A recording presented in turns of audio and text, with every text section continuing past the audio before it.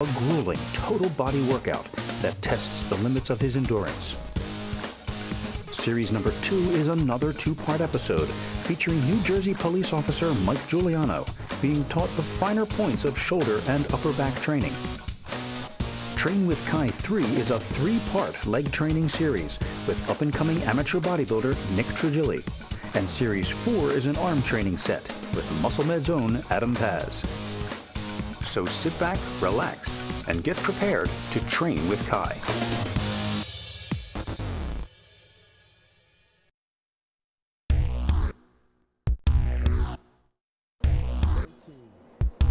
On March 4th, 2011, the winner of the MuscleMed's Train with Kai contest got to spend several hours with the 2-time Arnold Classic champion Kai Greene, training, talking, and testing the limits of his endurance.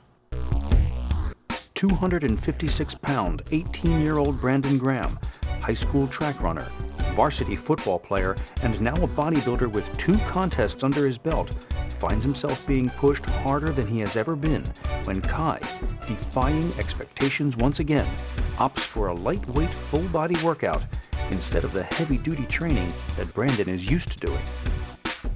What started out as a simple video shoot quickly becomes real as Brandon is forced to dig deep in order to keep up with his hero.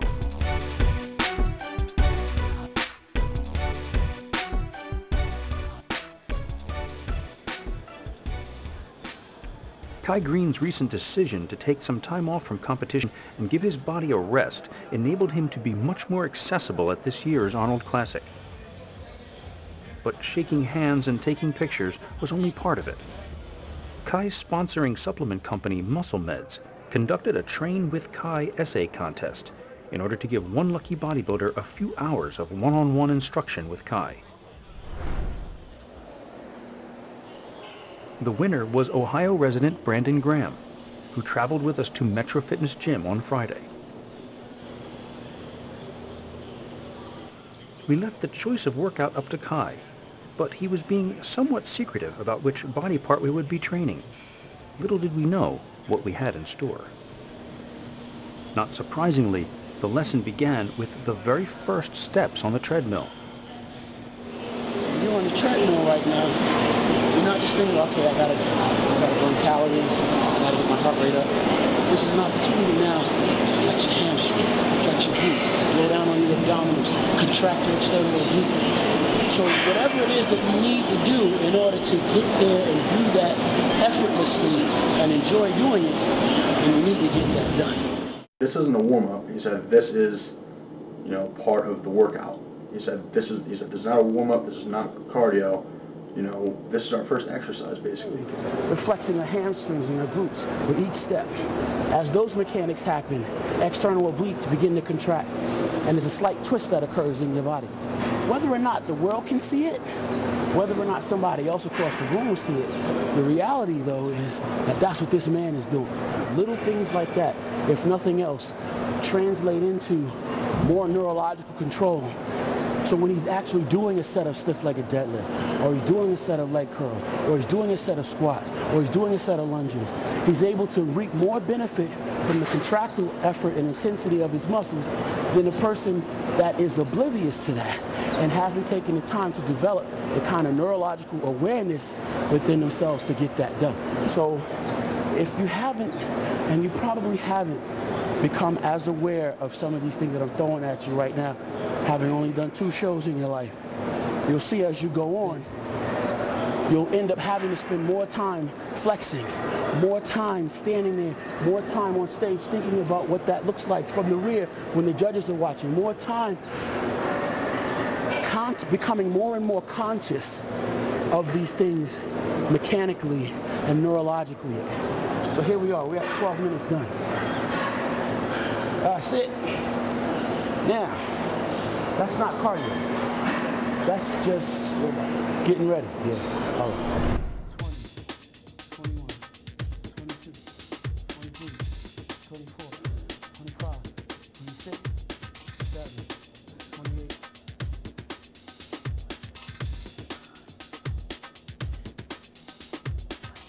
We're feeling here, we're looking for contractions on our external obliques. We're going to shorten the distance between our shoulder girdle and our hips by contracting these obliques. Does it make sense? Yeah. Okay, let's get it. How many reps? 20, 30. 30? Let's get it.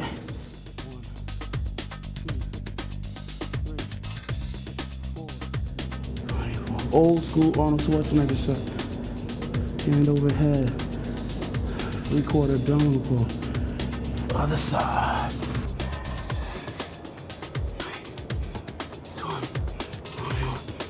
20. I think about branch 1 when I do this one.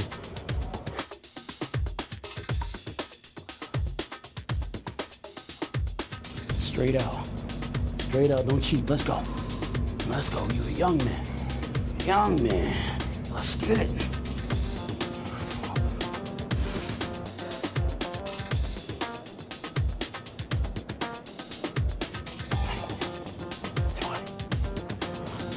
Switch it up.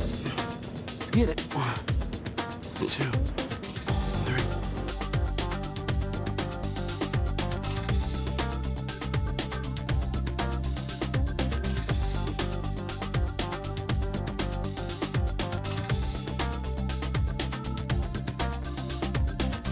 A 20-minute ab session is a tough way to start off a workout, and I wondered if Brandon was having second thoughts. 2. Remember these? 3. Use your fingertips. 4. 5. You should feel those external obliques contracting. I hadn't done abs in a while, so that was pretty bad. I hate training abs. I don't like that burn of it, you know, the sick burn. 12. 13.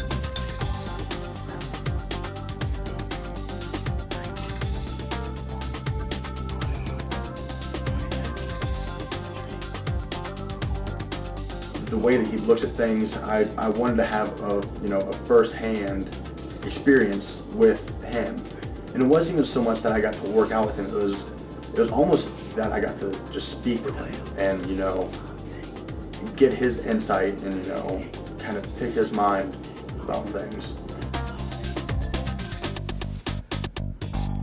Stretch it out.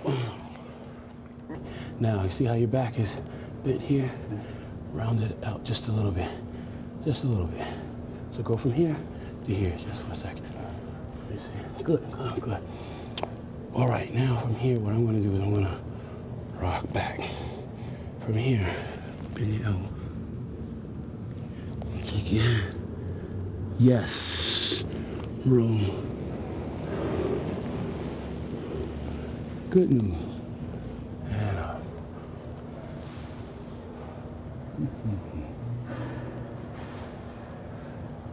This is what I'm thinking of, stretching my abs.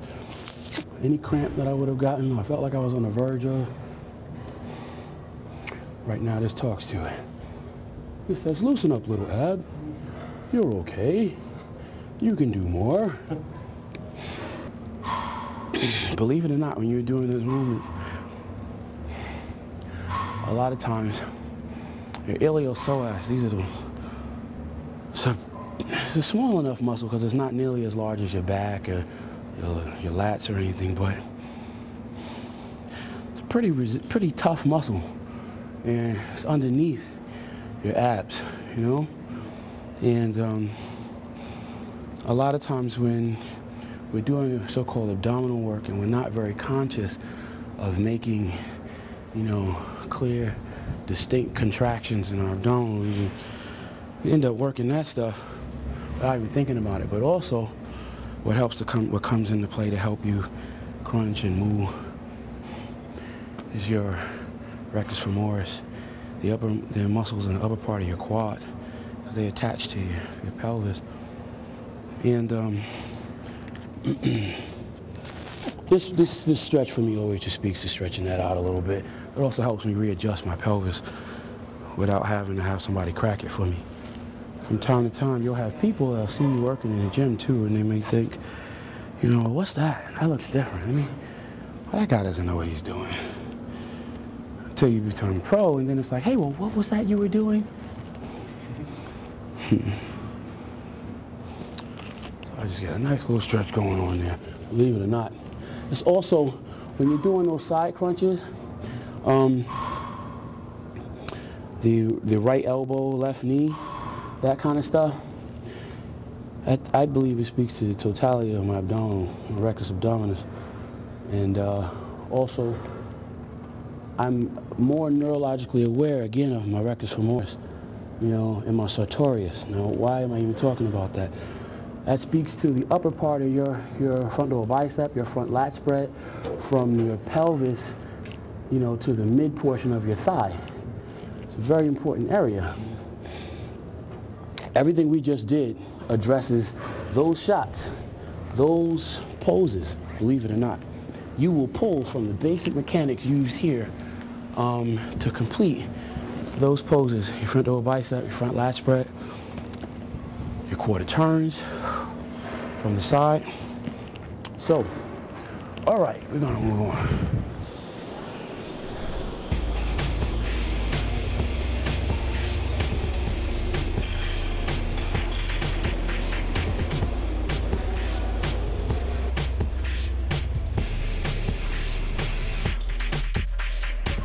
Contracting my glutes out and making my glutes responsible for this movement. I'm not trying to do this. I'm actually trying to reach them, stretch them as much as I can by this limited length, by the amount of trying to bring my knees as close to each other as possible. Open them out. Squeeze. I almost want to be able to sit here in a squat with flexion, maximum flexion on my glute.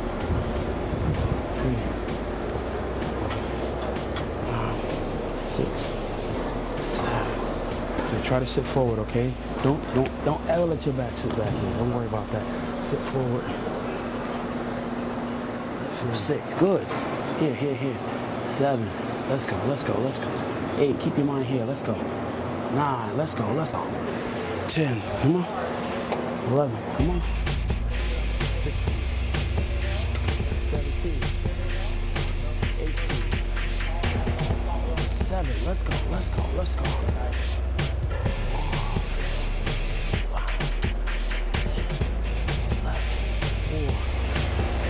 5, don't throw it. Squeeze it open. 6, 7, let's go. Here, let's go.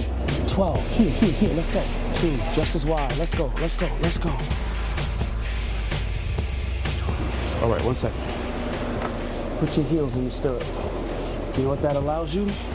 Imagine when you're squatting, your power, you want to be able to drive your heel through the floor. Same thing. You probably don't feel your heels much in this, but truth be told, the placement of the heels, everything, it helps me consciously with my mind lead my knee, which leads my femur bones out in the right angle that it needs to be in order to activate my glute. Does that make any sense? Yeah.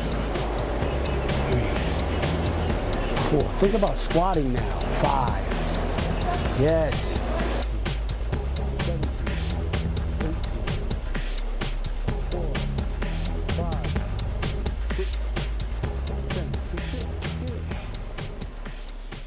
Coming up in part 2, Kai kicks it into high gear. Let's go.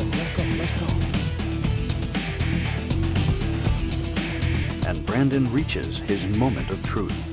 I mean, I was lightheaded, exhausted, sweat running off my face. Without experiencing it before and really going through that, I don't see how anyone could be prepared for that.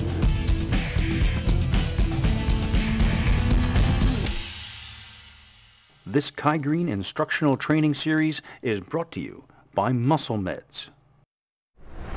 Do you want to beef up? Get Carnivore, the world's first all-beef protein isolate. Carnivore delivers the muscle-building power of real beef to help you pack on slabs of muscle. 350% more concentrated than steak, 20 times the creatine of beef, added branched-chain amino acids for increased anabolic effect, ANRT to recycle aminos and minimize ammonia. Now available in 4 delicious flavors: chocolate, cherry vanilla, blue raspberry, and fruit punch. Beef up your physique with Muscle Meds Carnivore, the most sought-after anabolic protein ever created. Carnivore and a full line of Muscle Meds products can be found right here at the bodybuilding.com store.